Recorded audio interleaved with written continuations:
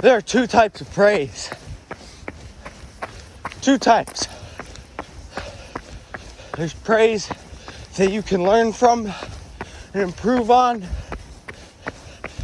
And there's praise that will mess you up. The praise itself is the same. But what it's different is how you interpret it. Praise allows people to become complacent in places. Praise makes people think, I've done enough. But you haven't. Praise is very useful in some areas. Sometimes it'll keep you going when you're at your absolute worst. Sometimes when you're at your absolute best, that praise is going to mess you up. It's going to go to your head. It's going to take you out of the game. Because the people who aren't being praised, that's what gets them hungry.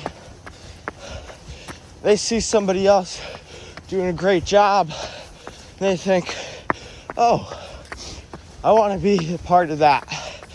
I want to be the one getting the promotion. I want to be the one that the boss likes. And they are hungry for it. They want it maybe just as bad as you do. Which means that whenever praise comes your way, you can't just accept it and think that's a marker to chill out. Praise in every form needs to be taken as a sign to do more. Praise is like a checkpoint on the path to success. You start at the bottom, you don't have any. You keep going, people start saying, oh, nice job, keep it up. That's a little checkpoint to remind you where you are in your journey. But it is by no means a rest area on that journey. You've got to keep going past the praise. That's why sometimes a denial, a statement of, oh, you failed, you suck, can drive you and be much, much more beneficial than hearing you did a great job. That was so awesome. I could never do that. Hearing those makes you think you're better than them, but you're not. All human beings are created equal. All human beings have the same chance, the same ability to create drive. You can't take anybody to not be a threat to where you are, because you need to work for it. If they start praising you, lining you up like you're some divine being that can worship you, whatever it is, nobody ever stayed there for very long doing nothing. You have to be the hardest worker, because that respect and that praise that they're giving you, if you're not working the hardest that you can, they're gonna say, oh yeah, he's the most successful, but he can do this the best, but any buts need to be cut out. You don't want him saying, but he's a bad person, but he doesn't work that hard, but he's a bad teammate. You have to be the total package. You have to be unimpeachable, unquestionable, unrelenting. If you are the hardest worker on your team, in your life, every day, there's nothing anybody can do to stop you. There's no external force. There's no external drive that can push past you. And the greatest cause for failure is allowing praise to get stuck in your head. Because that's when you're at the top, or you're nearly there, you're grinding, you're going, and you say, oh, let me take a little break. I deserve it. You do deserve it, because you deserve to fail at that point.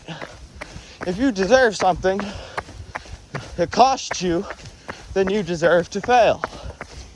If you deserve to succeed, then you're not going to need a break.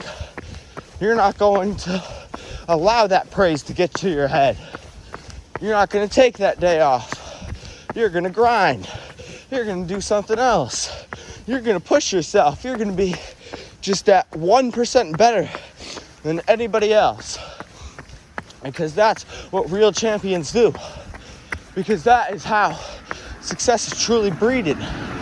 Success in and of itself, you're not working for success. You're working for the process. And some people just want the success. They want to purchase the end without buying the rest of the thing. And they don't know how that success works because they didn't build up to figure it out and learn it. And if you have that, you're not going to have it for very long.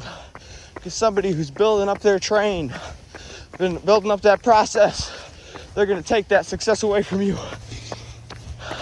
And if they have the complete package, they're not letting it go. They will fight till they die for their success because they went through the work. They know, they feel what the price was, what the process drove them to do, how the process created them to deserve their success.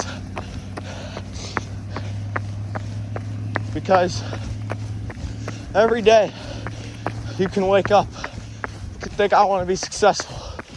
And you can think you're unique. You can think you're an individual. But everybody wakes up and thinks, oh, I want to be successful. Now, what are you going to do about it to get yourself to success? Because saying, I want success is a piece, but if you're not doing anything, if you just want somebody to hand it to you, why would that ever happen? Everybody wants it, so why would somebody give it to you? They want it for themselves. They want it more than you. You need to go out and you need to compete. You need to compete to the end of your life to get that success, because nobody's going to give it to you.